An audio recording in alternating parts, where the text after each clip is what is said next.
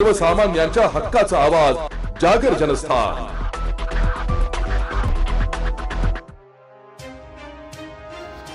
शिंदखेडा तालुक्यातील विखरण येथील महाराष्ट्र राज्य वीज निर्मिती कंपनी व Tata power solar messrs TP सौर्य कंपनीच्या मनमानी आणि खोटारड्या धोरणांचा विरोध करण्यासाठी व आपल्या विविध मागण्यांच्या पूर्ततेसाठी विखरण परिसरातील असलेल्या प्रकल्पग्रस्त शेतकरी कुटुंबातील सदस्यांनी पाण्याच्या टाकीवर चढून शोलेस्थायी लाक्षणिक आंदोलन सुरू केलंय।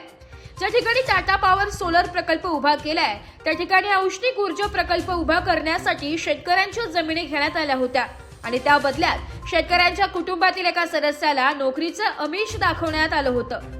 मात्र कुठल्याही प्रकारची पूर्तता संबंधित कंपनीकडून करण्यात आलेली नाही, म्हणून जोपर्यंत आमच्या प्रलंबित मागण्या मान्य होत नाही तोपर्यंत आमचे आंदोलन हे सुरूच राहील, असे आंदोलन करते असलेले शेतकरी संदीप पाटील, रवींद्र पाटील, प्रदीप पाटील, उत्तम ठाकरे या शेतकऱ्यांनी आक्रमक भूमिका घेतली असल्याचं पाहायला मिळत आहे।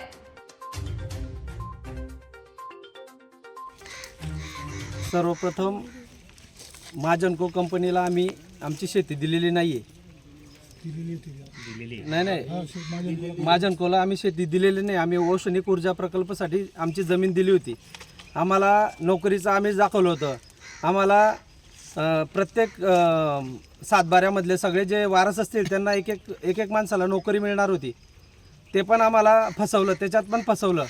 परत आमच्या शेतीत काम करत असताना पोलिसांचा वापर करून ही जी कंपनी आहे